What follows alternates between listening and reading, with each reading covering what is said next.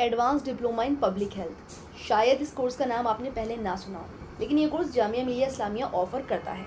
जामिया में ऐसे और भी बहुत सारे कोर्सेज़ हैं जिसके बारे में शायद आपको ना पता हो, इवन जामिया के स्टूडेंट्स को भी नहीं पता होता कई बार।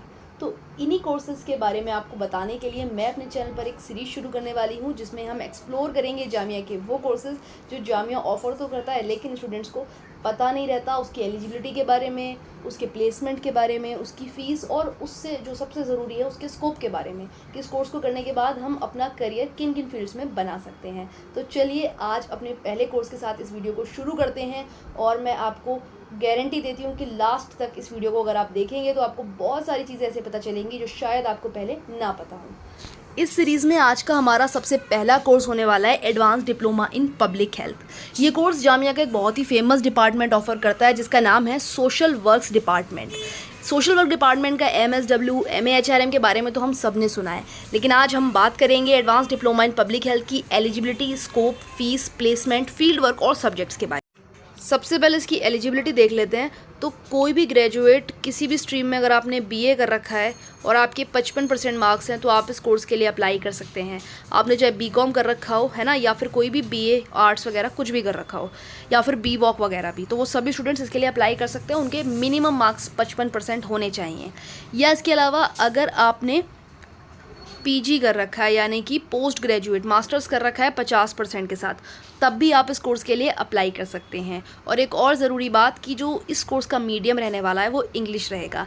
तो जिन लोगों को वर्किंग नॉलेज हो इंग्लिश की, ऐसा भी नहीं है कि बहुत ज़्यादा फ्लुएंसी इंग्लिश में चाहिए, लेकिन बेसिक नॉलेज, क्योंकि लेक्चर्स वगैरह जो होंगे डिलीवर वो सब इंग्लिश में होंगे। इंटरव्यू आपका ऑलमोस्ट इंग्लिश में रहता है, वैसे तो हिंदी इंग्लिश रहता है, लेकिन फिर भी जिन लोगों को इंग्लिश आती है बेसिक, तो उनके लिए ज़्यादा सही रहेगा। अगर बात करें कि इसके अंदर अब एडमिशन कैसे लेना है, क्या क्या स्टेप्स हमें लेने होते हैं, तो सबसे पहले तो आप यहाँ पर एप्लीकेशन फॉर्म फिल कर देते हैं जिसकी फ़ीस आपकी 550 रुपये समथिंग है। इसके बाद आप एक एंट्रेंस टेस्ट देते हैं। अगर एंट्रेंस टेस्ट के सिलेबस की हम बात करें तो इसके अंदर आपसे इंग्लिश, जर्नल नॉलेज, मैथ्स और रीजनिंग के क्वेश्चंस पूछे जाएंगे। इसके ऊपर हमने ऑलरेडी एक वीडियो बना रखी है और सिलेबस एंट्रेंस कैसे क्रैक करना है उसके लिए एक अलग से डिटेल्ड वीडियो बना देंगे। इसके बाद अगर आप एंट्रेंस क्लियर कर लेते हैं तो सेकंड लेवल आपका आता है GD का और पर्सनल इंटरव्यू का। तो यहाँ पर आपका एक ग्रुप डिस्कशन होता है 7 और 8 स्टूडेंट्स का। उनको एक टॉपिक दे दिया जाता है और उसके बाद उन्हें उसके ऊपर एक तरीके से डिस्कस करना होता है ग्रुप में बैठ के टीचर्स के सामने। इसके बाद उसी दिन आपका इंटरव्यू होता है जिसमें पर्सनल क्वेश्चंस आपसे पूछे जाते हैं। तो जो लोग भी इंटरव्यू तक पहुंचेंगे नेक्स्ट ईयर 2024 में, वो मुझसे डायरेक्टली कांटेक्ट कर सकते हैं। अगर उन्हें कोई भी डाउट है या गाइडेंस चाहिए तो वो मुझे टेलीग्राम या इंस्टाग्राम पे कांटेक्ट कर सकते हैं। लिंक डिस्क्रिप्शन में आपको मिल जाएगा। तो इस तरह से 3 लेवल पार करके आप इस कोर्स में एडमिशन ले सकते हैं। मॉडरेट लेवल रहता है एंट्रेंस का, GD का और फिर इंटरव्यू का। ये तीनों लेवल क्रॉस करने के बाद अपनी क्लासेस आपकी स्टार्ट हो जाती हैं। अब एक बार देख लेते हैं फ़ीस वगैरह क्या है और कितने साल का ये कोर्स है। तो ये कोर्स आपका 2 सेमेस्टर का है, यानी 1 साल का एडवांस डिप्लोमा है। 6-6 महीने का आपका एक सेमेस्टर रहने वाला है। टोटल सीट्स की अगर बात करें तो 12 सीट्स इसके अंदर हैं। मैक्सिमम 12 स्टूडेंट्स को ये लोग ले सकते हैं और इसकी फ़ीस जो है वो 13,700 है। प्रोस्पेक्टस में इन्होंने इतनी दी हुई है, लेकिन जो इस साल की फ़ीस जमा हुई है वो 13,925 समथिंग। तो आप ऐसे मान के चलो कि ऑलमोस्ट 14,000 रुपये इस कोर्स की फ़ीस है 1 साल की। ये फ़ीस सेमेस्टर वाइज नहीं है, ईयरली है। एक बार आप 14,000 समथिंग रुपीज़ दे देते हैं, उसके बाद आपको फिर कुछ नहीं देना। चलिए अब इस कोर्स का सिलेबस देख लेते हैं। तो जैसे कि आप देख सकते हैं यहाँ पर सेमेस्टर 1 में आपको 4 सब्जेक्ट्स पढ़ने हैं। पहला है आपका element of public health, health and nutrition, research methodology for public health और एपिडेमियोलॉजी। तो एक चीज़ मैं पहले क्लियर कर दूं, बहुत सारे लोगों के दिमाग में डाउट आ रहा होगा हेल्थ शब्द सुन के कि ये कोर्स साइंस बैकग्राउंड के लोग ही कर सकते हैं, उनका ही ज़्यादा स्कोप है।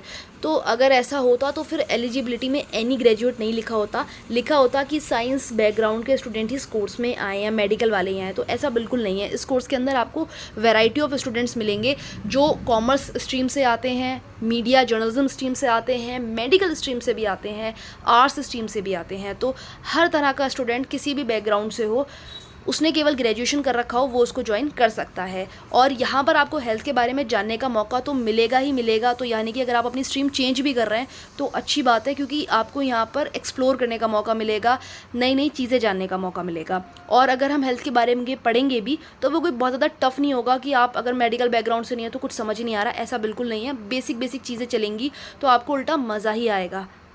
ठीक है, तो ये 4 सब्जेक्ट आपके हैं 100-100 नंबर के। इसके अलावा एक बहुत इंटरेस्टिंग चीज़ जो पर्सनली मुझे इस कोर्स की बहुत ज़्यादा पसंद है, वो है 5वां सब्जेक्ट यानी कि फ़ील्ड वर्क। तो यहाँ पर आपको और ज़्यादा एक्सप्लोर करने का मौका मिल जाता है। यहाँ पर आपको 1 महीने का कंपल्सरी फ़ील्ड वर्क करना है। तो जो स्टूडेंट्स को पसंद है, तो वो ही इसके अंदर एनरोल करें। जिनको फ़ील्ड पे जाके काम करना नहीं पसंद, तो वो ना करें। तो यहाँ पर आपको प्रैक्टिकल एक्सपीरियंस मिल जाता है 1 महीने का, और ये फ़ील्ड वर्क हर सेमेस्टर में आपको करना है, ठीक है। और इसके लिए आपको पूरे 150 नंबर मिलेंगे। क्रेडिट्स की अगर हम बात करें तो 6 क्रेडिट्स है। तो इसके लिए आपको प्लेसमेंट, आपको यहाँ पर एक सुपरवाइज़र अलॉट किया जाएगा, और उसके बाद आपकी जो इंटर्नशिप या फील्ड वर्क है वो हॉस्पिटल में भी हो सकती है किसी, या फिर किसी एनजीओ में भी हो सकती है। तो पर्सनली इस कोर्स की ये चीज़ मुझे बहुत ज़्यादा पसंद है, और क्योंकि ख़ुद भी मैं ये कोर्स कर रही हूँ, मैं इसके अंदर इस वक्त एनरोल हूँ, तो जब मेरा फील्ड वर्क स्टार्ट होगा तो मैं आपके साथ वीडियो शेयर करूँगी, अपना एक्सपीरियंस ज़रूर बताऊँगी कि फील्ड वर्क का एक्सपीरियंस कैसा रहा और क्या क्या सीखने को हमें मिला। तो ये हो गया आपका सेमेस्टर 1 का सिलेबस। अब सेमेस्टर 2 का देखते हैं। तो सेकंड सेमेस्टर में फिर से आपको यहाँ पर 4 सब्जेक्ट पढ़ने हैं। Social work, behavioural sciences and mental health, काफ़ी इंटरेस्टिंग सब्जेक्ट है। Environmental and occupational health, health system management, indigenous medicine and health communication, ये भी आपके 100-100 नंबर के हैं। और दोबारा से आपका फिर एक फील्ड वर्क है 150 नंबर का। यहाँ पर आपको एक तरीके से एज अ प्लेसमेंट आपको भेजा जाएगा, और आपको 1 महीना काम करना है। तो जब आपको यहाँ पर 2 महीने का एक्सपोजर मिल रहा है फील्ड में काम करने का, तो अब आप प्लेसमेंट की उम्मीद तो लगा ही सकते हैं। अगर 1% डिपार्टमेंट से भी नहीं हुआ, तो पर्सनल आपको इतना एक्सपीरियंस हो जाएगा कि आप खुद किसी हॉस्पिटल या एनजीओ में जॉब के लिए अप्लाई कर दें। अब प्लेसमेंट एग्जैक्टली कितना अच्छा है, ये तो मुझे भी अगले साल ही पता चलेगा, और उसके बारे में भी मैं आपको अपडेट करूँगी। लास्ट ईयर स्टूडेंट से मेरी बात हुई है जिन लोगों ने ये कोर्स करा हुआ है, तो उन्होंने बोला है कि अगर आप चाहें इस फील्ड में जॉब करना तो आपको मिल जाती है, बट अगर आप आगे मास्टर्स वगैरह करना चाह रहे हैं तो ये आपकी विश के ऊपर है। क्योंकि एक प्रोफेशनल कोर्स है, तो जॉब तो आपको मिल ही जाती है इसके बेसिस पे, लेकिन फिर भी अगर आप चाहते हैं कि नहीं आपको भी मास्टर्स भी करना है इस स्ट्रीम में, तो वो आप कर सकते हो। तो कुछ लोग क्या करते हैं कि आगे मास्टर्स परस्यू करने लग जाते हैं, और कुछ जॉब भी कर लेते हैं। तो कहीं ना कहीं आपके ऊपर डिपेंड करता है। तो टोटल 1 साल आपका 1150 नंबर का रहने वाला है, और टोटल 46 क्रेडिट आपके रहने वाले हैं। तो इसी से आपका CGPA या परसेंटेज एंड में निकल कर आएगी। तो ये कुछ चीज़ें थी जो मैं आपको उस कोर्स के बारे में बताना चाहती थी। इसके अलावा स्कोप के बारे में अगर हम बात करें, जैसे मैंने भी बताया भी कि फील्ड वर्क आपको हॉस्पिटल या एनजीओ में करने का मौका देगा, तो आपकी जो स्कोप है या फ्यूचर, अगर आप इसमें करियर बनाना चाहते हैं फ्यूचर में, तो भी आपको करियर अपॉर्चुनिटीज़ हॉस्पिटल्स या फिर एनजीओ वगैरह में मिलेंगी। और इसके अलावा अगर आपको अभी भी कोई डाउट बाकी है इस कोर्स के रिगार्डिंग, तो आप मुझसे पूछ सकते हैं। पर्सनली अगर मैं फीडबैक देना चाहूँ इस कोर्स का अभी तक का, तो जिन भी टॉपिक्स पे क्लास में डिस्कशन होता है वो काफ़ी इंटरेस्टिंग होते हैं, जैसे कि जेंडर सेंसिटाइजेशन हो गया आपका, या फिर मेंटल हेल्थ इश्यूज़ हो गए, या फिर पॉपुलेशन एजिंग हो गई। तो इस तरह की चीज़ें पढ़ने का मौका अभी तक मुझे मिला है, क्योंकि क्लासेस अभी 2 या 3 ही हुई होंगी। 7 डेज़ का ओरिएंटेशन चला है इसके अंदर, और इसके अलावा ओरिएंटेशन में भी फील्ड पर एक बार लेके जा चुके हैं इस कोर्स के अंदर।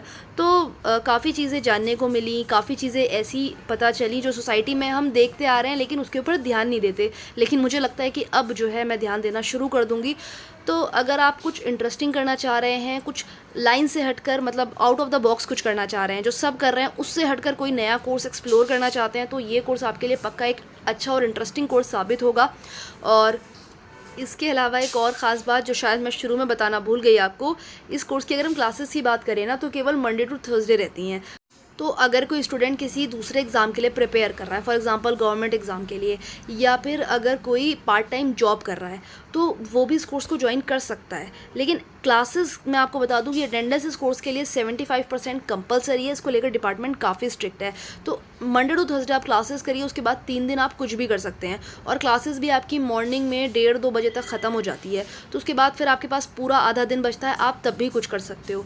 लेकिन फील्ड वर्क के दौरान आपको फिर फील्ड वर्क ही करना पड़ेगा, ये चीज़ भी मैं आपको बता दूँ।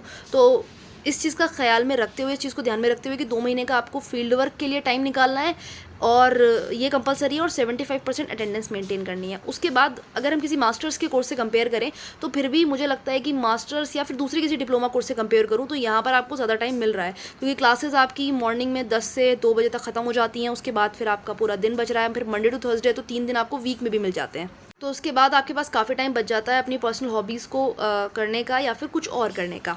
तो जिन लोगों को फील्ड वर्क पसंद है वो उस कोर्स में आ सकते हैं। जिन लोगों को कुछ नया करने का मन है, जामिया से कुछ इंटरेस्टिंग कोर्स करने का मन है, वो भी इस फील्ड में आ सकते हैं। अगर मेरी किसी तरह की हेल्प चाहिए, आप लोगों को गाइडेंस चाहिए, या कुछ भी आप जानना चाहते हैं इस कोर्स के बारे में, तो आप मुझसे इंस्टाग्राम या फिर टेलीग्राम पर पूछ सकते हैं। लिंक मैंने डिस्क्रिप्शन में दे दी है। वीडियो के अंत तक आने के लिए बहुत बहुत शुक्रिया।